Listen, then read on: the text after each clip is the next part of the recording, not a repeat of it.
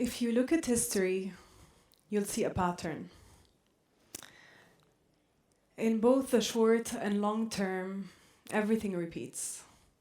In music and fashion. And in the long term, empires rise and fall because they follow the same cycles.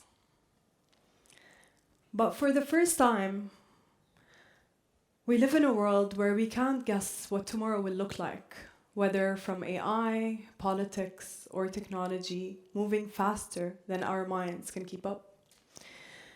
And there are so many things in the world today that we as humans have never had to experience before. And this keeps me up at night. What do I do is a question I find harder and harder to answer. Because today, we live in a world where a single person can run a billion-dollar company, and a single voice can influence, with a set of opinions and actions, millions of people around the world.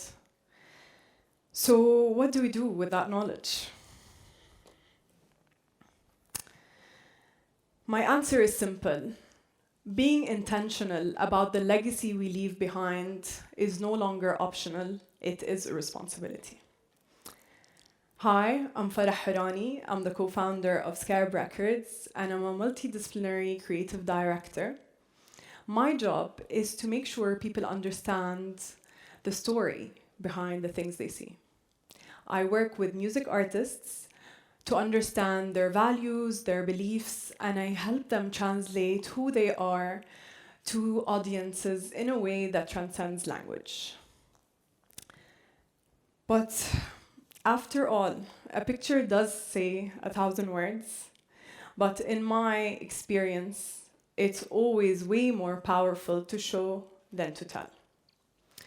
But it's not always very easy or obvious to know what to communicate. People are complex, they have many sides, many contradictions, and many stories. And yet we're expected to take all of that and compact it into one single clear idea. That concept became harder and harder for me, especially after everything that started happening in Palestine and for the past 75 years. I found myself asking, and I'm sure many of you have thought the same, is there even a point? And are people even interested in what we're trying to communicate when people so close to us are suffering? But for me, that question sharpened my thinking in a way never before, because the answer is this. Being intentional about who we are matters more than ever, especially in the legacy we leave. As a creative director in a music label, my mediums are music and pop culture. And we quickly realized that if we wanted to speak to people outside of our immediate circle, and if we wanted our stories to be heard by people who have never heard our stories before, we had to be very clear about three things. What we wanted to say, how we wanted to say it, and why. And that meant being extremely hyper-focused, clear, and intentional in every decision we made. And the first real test of that was a song called Rajin. After October 7th, we gathered 25 artists from around the Arab world to express how we were feeling. Not just outrage, but anger, pride, and belonging. And we wanted people to see the humanity behind being Palestinian and the complexity our region was experiencing. And we wanted to do it without turning the project into a spectacle.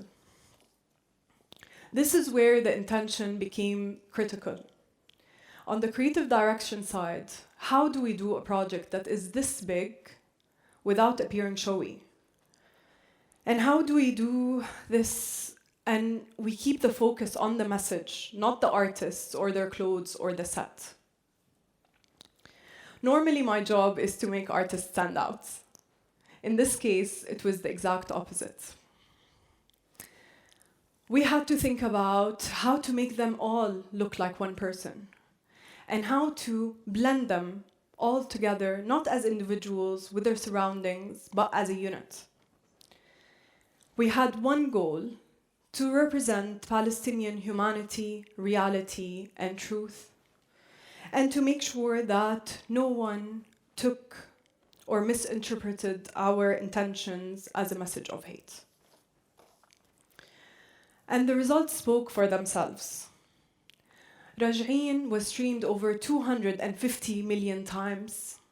It was played outside of the ICC, and it was played all over protests all around the world. And we were able to raise hundreds of thousands for the PCRF. And when people talk about Rajin, they don't talk about us or the artists. It truly became about the cause. Then came Asli Ana. And here, Zain and us had a completely the exact opposite intention. At a time where the global conversation was all about Palestinian suffering and injustice, we wanted to create a space where we could talk about excellence, imagination, and beauty. We wanted to ask, what would Palestinian culture look like if it was allowed to develop organically in the streets? And how could Dabke be reimagined? And how might heritage evolve if it wasn't always framed through the lens of trauma? So we researched our history, from Gaza's flower farms to the orange farms to fishing and the silver jewelry and the deep culture and heritage we have. We wanted to remind the world that this culture is vibrant and layered and alive. Zain delivered a 2-minute spoken word letter to her grandfather, reflection on identity, continuity, and possibility. Arab designers from all over the world joined the project and reimagined Palestinian clothing in a way that we've never seen before. And actually, Zain made sure and made it a point to only work with Arab designers and crew for this project. The intention was clear. Arab heritage is relevant even when there is no suffering. And the response surprised us, where people around the world were celebrating and reclaiming their own cultures by watching the music video. And on their own terms. And this project was one of the first Palestinian works in history to be up for a Grammy consideration. And all of this came from a small team and an artist in an underground studio in Summa most of the year. Thank you. So I started today by saying we live in a world where one person can influence millions. And when we have access to tools like this, platforms, technology, and reach, being intentional about what we put into the world is no longer optional or a luxury. It is a responsibility. I haven't been a creative director for long. In music, I was a creative director before, recently in music. And I started in 2023. And since then, before that, my background was in NGOs and sustainable impact. But from the beginning, I was very focused about one thing. If we're going to communicate at scale, we had to do it with purpose. And I was very lucky to be surrounded by a team and artists that felt the same. And the result? The videos I've worked on have been seen over 500 million times.